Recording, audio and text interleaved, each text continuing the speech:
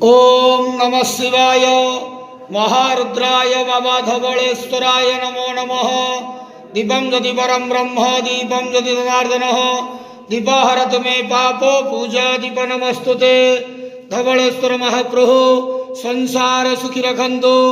आज शुभ गुरुवार रे समस्त श्रद्धालु भक्त मानक आशीर्वाद करंतु। समस्त श्रद्धालु भक्त मानकर मनस्कामना पूर्ण करंतु।